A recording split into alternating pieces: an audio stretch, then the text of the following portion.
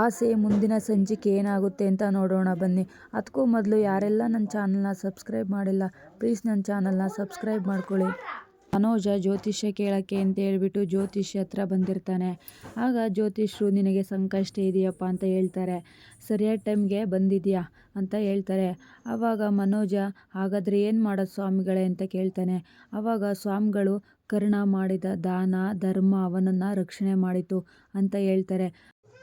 ಆಗ ಮನೋಜನ್ ಫ್ರೆಂಡ್ ನಗ್ತಾ ಇವನೇನು ದಾನ ಏನು ಮಾಡಿಲ್ಲ, ಎಲ್ಲ ಬರೀ ಸಿಗೋದನ್ನೆಲ್ಲ ಕಿತ್ಕೊಂಡು ತಿಂದಿದ್ದಾನೆ ಅಂತಾನೆ. ಆವಾಗ ಸ್ವಾಮಿಗಳು ನೀನು ಹಾಕ್ಕೊಳ್ಳೋ ಬಟ್ಟೆನೇ ನಿನಗೆ ಕವಚ. ಸೋಮವಾರ ಬೂದಿ ಬಣ್ಣ, ಮಂಗಳವಾರ ಬಿಳಿ ಬಣ್ಣ, ಬುಧವಾರ ಕೆಂಪು ಬಣ್ಣ, ಗುರುವಾರ ಹಸಿರು ಬಣ್ಣ, ಶುಕ್ರವಾರ ಆರೆಂಜ್ ಬಣ್ಣ, ಹಾಗೆ ಶನಿವಾರ ಕಪ್ಪು ಬಣ್ಣ, ಹೀಗೆ 7 ದಿನಾನೂ 7 ರೀತಿಯ ಬಟ್ಟೆ ಹಾಕ್ಕೋಬೇಕು. ಆಗ ಮನೋಜ್ ಸ್ವಾಮಿಗಳೇ ಸಂಡೇ ಏನು ಹೇಳಲೇ ಇಲ್ಲ, ಸಂಡೇ ಏನು ಹಾಲಿಡೇನಾ ಅಥವಾ ಬಟ್ಟೆನೇ ಹಾಕೊಳ್ಳೋಂಗಿಲ್ವಾ ಅಂತ ಹೇಳ್ತಾನೆ.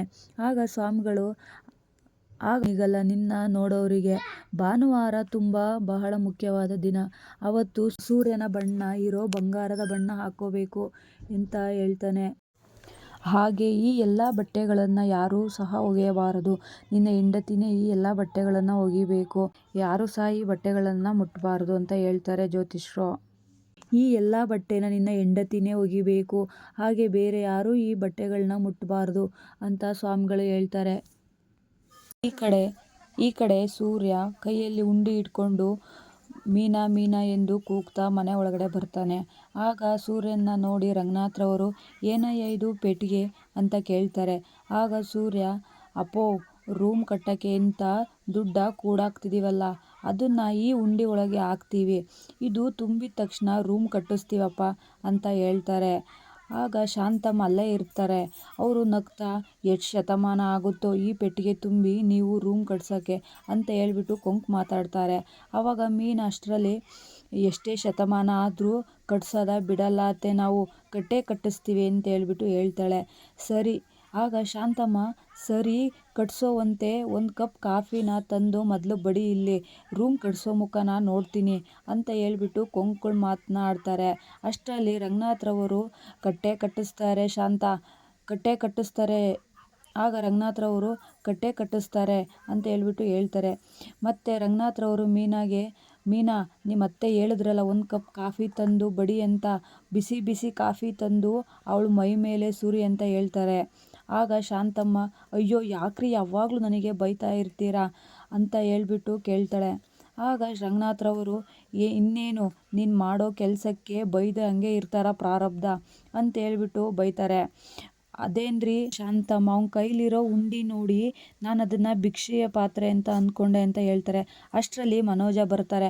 ಅವನನ್ನು ನೋಡಿ ಮನೆಯವರೆಲ್ಲ ಶಾಕ್ ಆಗ್ತಾರೆ. ಒಬ್ರನ್ನೊಬ್ರು ಮುಖ ನೋಡ್ಕೊಂಡು ನಗ್ತಾರೆ ಅವನನ್ನು ನೋಡಿ. ಶಾಂತಮ್ಮ ಮನೋಜನ್ನ ನೋಡಿಬಿಟ್ಟು ಏನೋ ಮನೋಜ ಇದು ಅಂತ ಕೇಳ್ತಾರೆ.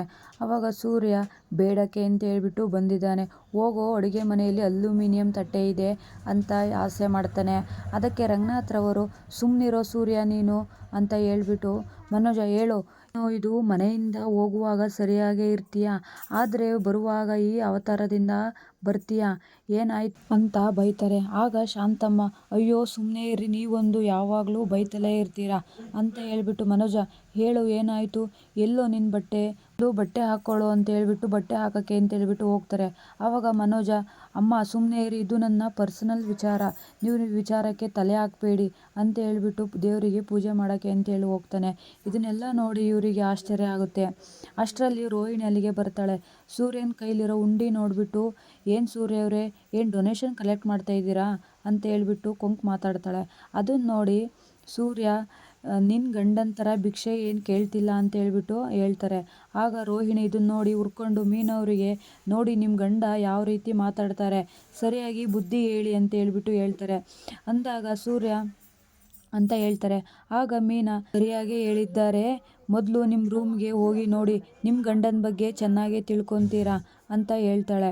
ರೋಹಿಣಿ ರೂಮ್ಗೆ ಬಂದು ನೋಡಿದಾಗ ಮನೋಜನ್ ನೋಡಿ, ಏನು ಮನೋಜ ಈ ಥರ ಶರ್ಟೆಲ್ಲ ಬಿಚ್ಕೊಂಡಿದ್ದೀರಾ, ಏನು ನಿಮ್ಮ ತಮ್ಮ ಬಟ್ಟೆಯನ್ನು ಹರಿದಾಕಿದ್ನಾ, ತಡೀರಿ ಅವನಿಗಿದೆ ಮಾಡ್ತೀನಿ ಅಂತ ಹೇಳ್ಬಿಟ್ಟು ಹೋಗ್ತಿರ್ತಾಳೆ. ಆಗ ಮನೋಜ್ ಅದನ್ನು ನೋಡಿಬಿಟ್ಟು ರೋಹಿಣಿ ನಿಲ್ಲು ಅಂತ ಹೇಳ್ಬಿಟ್ಟು ನಿಲ್ಲಿಸ್ತಾರೆ. ಮನೋಜ ರೋಹಿಣಿಗೆ ಹೇಳ್ತಾನೆ, ನಾನು ಜ್ಯೋತಿಷ್ರ ಹತ್ರ ಹೋಗಿದ್ದೆ, ಅವರು ಹೇಳಿದ್ರು ನಮ್ಮ ಬಿಸ್ನೆಸ್ ಮೇಲೆ ಕೆಟ್ಟ ಕಣ್ಣು ಬಿದ್ದಿದೆ ಅಂತೆ. ಅದಕ್ಕೆ ಹೇಳಿದ್ದಾರೆ ಅವ್ರ ಸ್ವಾಮಿಗಳು, ನನಗೆ ಸೋಮವಾರ ಬೂದು ಬಣ್ಣ, ಮಂಗಳವಾರ ಬಿಳಿ ಬಣ್ಣ, ಬುಧವಾರ ಕೆಂಪು ಬಣ್ಣ, ಗುರುವಾರ ಹಸಿರು ಬಣ್ಣ, ಶುಕ್ರವಾರ ಆರೆಂಜ್, ಹಾಗೆ ಶನಿವಾರ ಕಪ್ಪು ಬಣ್ಣ, ಹಾಗೆ ಭಾನುವಾರ ಬಂಗಾರದ ಬಣ್ಣ, ಹೀಗೆ ನನಗೆ ಜ್ಯೋತಿಷ್ ಹೇಳಿದ್ದಾರೆ ಈ ರೀತಿ ಬಟ್ಟೆ ಹಾಕ್ಬೇಕಂತ. ನಾನು ಅದೇ ರೀತಿ ಬಟ್ಟೆ ಹಾಕ್ತೀನಿ ಅಂತ ಹೇಳ್ತಾರೆ. ಅದಕ್ಕೆ ರೋಹಿಣಿ, ಏನ್ರಿ ನೀವು ಡಿಗ್ರಿ ಓದಿದ್ದೀರಾ, ಇದನ್ನೆಲ್ಲ ನೀವು ನಂಬ್ತೀರಾ ಅಂತ ಹೇಳ್ಬಿಟ್ಟು ರೋಹಿಣಿ ಮನೋಜನ್ನ ಕೇಳ್ತಾಳೆ. ಮೀನಾ ಅವ್ರ ಫ್ರೆಂಡ್ ಹೂವಿನ ಅಂಗಡಿ ಹತ್ರ ಹೋಗಿರ್ತಾರೆ. ಅವರು ಹೂವಿನ ವ್ಯಾಪಾರದ ಬಗ್ಗೆ ಮಾತಾಡ್ತಿರ್ತಾರೆ. ಹಾಗೆ ಪೆಸ್ರಿಟ್ ಮಾಡು ಮೀನಾ ಅವಳ ಫ್ರೆಂಡ್ ಹೂವಿನ ಅಂಗಡಿ ಹತ್ರ ಬಂದಿರ್ತಾಳೆ. ಸೂರ್ಯನ ಬಗ್ಗೆ ಒಳ್ಳೊಳ್ಳೆ ಮಾತಾಡ್ತಿರ್ತಾಳೆ. ಅವರು ತುಂಬ ಒಳ್ಳೆಯವರು, ನಾನು ಪೂರಿ ಸಾಗು ಮಾಡಿಕೊಟ್ರು ಸಹ ತುಂಬ ಚೆನ್ನಾಗಿದೆ ಅಂತ ಹೇಳ್ಬಿಟ್ಟು ತಿಂತಾರೆ ಅಂತ ಹೇಳ್ತಾಳೆ. ಅದಕ್ಕೆ ಮೀನಾ ಫ್ರೆಂಡ್, ಹಾಗಾದರೆ ನಿಮ್ಮ ಮನೇಲಿ ಯಾವಾಗಾದರೂ ಪೆಸ್ರಿಟ್ ಮಾಡಿದ್ಯಾ ಅಂತ ಕೇಳ್ತಾಳೆ. ಮೀನಾ ಇಲ್ಲ ಅಕ್ಕ ಅಂದಾಗ, ಸರಿ ನಾಳೆ ತಿಂಡಿಗೆ ಅದನ್ನೇ ಮಾಡು, ಆಗ ನಿನ್ನ ಗಂಡ ನಿನ್ನ ಹೊಗಳುತ್ತಾನೋ ಇಲ್ವೋ ಅಂತ ನೋಡ್ತೀನಿ ಅಂತ ಹೇಳ್ತಾಳೆ. ಖಂಡಿತ ನನ್ನ ಗಂಡ ನನ್ನ ಹೊಗಳುತ್ತಾರೆ ಅಂತ ಹೇಳ್ಬಿಟ್ಟು ಮೀನಾ ಹೇಳ್ತಾರೆ. ಆಗ ಮೀನಾ ಫ್ರೆಂಡ್, ಹೊಗಳಲ್ಲ, 50 ರೂಪಾಯಿ ಬೇಕಾದರೆ ಬೆಡ್ಸ್ ಕಟ್ಟು ಅಂತ ಕೇಳ್ತಾಳೆ. ಆಗ ನಾನು 50,000 ಕಟ್ತೀನಿ, ನನ್ನ ಗಂಡ ಹೊಗಳುತ್ತಾರೆ, ಅದನ್ನು ಇಷ್ಟಪಟ್ಟೇ ಪಡ್ತಾರೆ ಅಂತ ಹೇಳ್ಬಿಟ್ಟು ಹೇಳ್ತಾಳೆ. ಅದೇ ರೀತಿ ಮನೆಯಲ್ಲಿ ಪೆಸ್ರಿಟ್ ಮಾಡಿರ್ತಾಳೆ. ಅದನ್ನು ರಂಗನಾಥ್ರವ್ರು ನೋಡಿ, ಏನಮ್ಮ ಇದು ಹಸ್ರಿಗೆ ಮಾಡಿದ್ದೀಯಾ ಅಂತ ಹೇಳ್ಬಿಟ್ಟು ಕೇಳ್ತಾರೆ. ಮೀನಾ, ಮಾವವ್ರೆ ಇದು ಪೆಸ್ರಿಟ್ಟು ಅಂತ ಹೇಳ್ತಾಳೆ. ಓ ಹಂಗಾದ್ರೆ ಇವತ್ತು ಸ್ಪೆಷಲ್ ಅಂತ ಹೇಳ್ಬಿಟ್ಟು ಹೇಳ್ತಾನೆ. ಅಷ್ಟರಲ್ಲಿ ಮನೋಜ ಬಂದ್ಬಿಟ್ಟು ದೇವರಿಗೆ ಪೂಜೆ ಮಾಡ್ತಿರ್ತಾನೆ. ಅವನು ಪೂಜೆ ಮಾಡೋ ಅವತಾರ ನೋಡಿಬಿಟ್ಟು ಮನೆಯವರೆಲ್ಲ ನಗ್ತಿರ್ತಾರೆ. ಅಷ್ಟರಲ್ಲಿ ಶಾಂತಮ್ಮನು ಸಹ ಬರ್ತಾರೆ. ಅವಳು ಮೀನಾ ಮಾಡಿರೋ ಪೆಸ್ರಿಟ್ ನೋಡಿಬಿಟ್ಟು, ಏನೇ ಇದು ಪಾಚಿ ಗೀಚಿ ಥರ ಕಾಣಿಸ್ತಿದೆ, ಇದೇನು ಪಾಚಿನಾ ಇಲ್ಲ ದೋಸೆನಾ ಅಂತ ಹೇಳ್ಬಿಟ್ಟು ಬೈತಾರೆ. ಅದಕ್ಕೆ ರಂಗನಾಥ್ರವರು, ಇದು ಪೆಸ್ರಿಟ್ ಕಣೆ, ಹೆಸರು ಬೇಳೆಯಿಂದ ಮಾಡಿರೋದು, ನಿನಗಿದೆಲ್ಲ ಹೇಗೆ ಗೊತ್ತಾಗಬೇಕು ಅಂತ ಹೇಳ್ಬಿಟ್ಟು ಬೈತಾರೆ. ಅಲ್ಲೇ ಸೂರ್ಯ ಫೋನಲ್ಲಿ ಯಾರಿಗೋ ಬೈತಿರ್ತಾನೆ. ಅದನ್ನ ನೋಡಿಬಿಟ್ಟು ಶಾಂತಮ್ಮ, ನಾವೇನು ತಿಂಡಿ ತಿನ್ನಬೇಕೋ ಇಲ್ಲ ಎದ್ದೋಗ್ಬೇಕೋ ಅಂತ ಹೇಳ್ಬಿಟ್ಟು ಹೇಳ್ತಾಳೆ. ಅಲ್ಲಿಗೆ ಇಂದಿನ ಸಂಚಿಕೆ ಮುಕ್ತಾಯವಾಗುತ್ತೆ.